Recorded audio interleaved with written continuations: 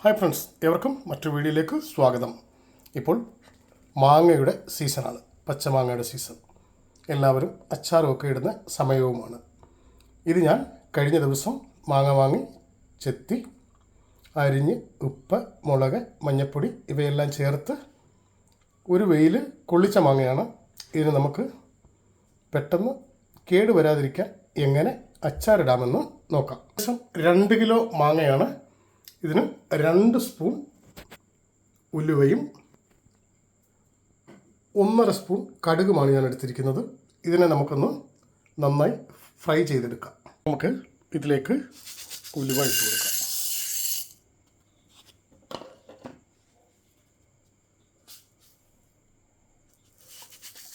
കടുക് ഇതൊന്ന് നന്നായി നമുക്ക് ഫ്രൈ ചെയ്തെടുക്കാം. അപ്പോൾ അതെ, ഉലുവയും നമ്മുടെ കടുകും നന്നായി ഒന്ന് മൊരിഞ്ഞ് കിട്ടിയിട്ടുണ്ട്. ഇതിനെ നമുക്ക് മറ്റൊരു ബൗളിലേക്ക് മാറ്റാം. അപ്പോൾ നമ്മൾ വറുത്തെടുത്ത കടുകും ഉലുവയും ഒരു ചെറിയ മിക്സിയുടെ ജാറിലേക്ക് മാറ്റി നന്നായി ഒന്ന് പൊടിച്ചെടുക്കാം. അപ്പോൾ ഉലുവയും കടുകും നന്നായി പൊടിച്ചെടുത്തിട്ടുണ്ട്. മറ്റൊരു ബൗളിൽ 3 സ്പൂൺ മുളക് പൊടിയും 1.5 സ്പൂൺ മഞ്ഞൾപ്പൊടിയും 2 സ്പൂൺ കായപ്പൊടിയും ഞാൻ എടുത്തിട്ടുണ്ട്. ഇതിനെ നമുക്ക് ചെറുതായി ഒന്ന് ഫ്രൈ ചെയ്തെടുക്കാം.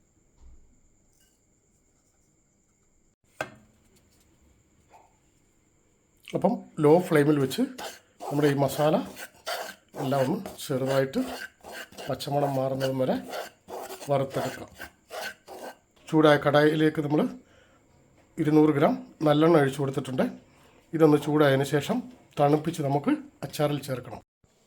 അപ്പോൾ അതെ, നമ്മൾ നമ്മുടെ അച്ചാർ നിർമ്മാണത്തിൻ്റെ അവസാന ഘട്ടത്തിലേക്ക് കടക്കുകയാണ്. ആദ്യം നമ്മൾ മുളക്, മഞ്ഞൾപ്പൊടി, ഉലുവ, കായപ്പൊടി ഇവയെല്ലാം ലൈറ്റായിട്ടൊന്ന് ഫ്രൈ ചെയ്തെടുത്തത് ആദ്യം നമ്മുടെ അച്ചാറിലേക്ക് ഇട്ട് കൊടുക്കാം.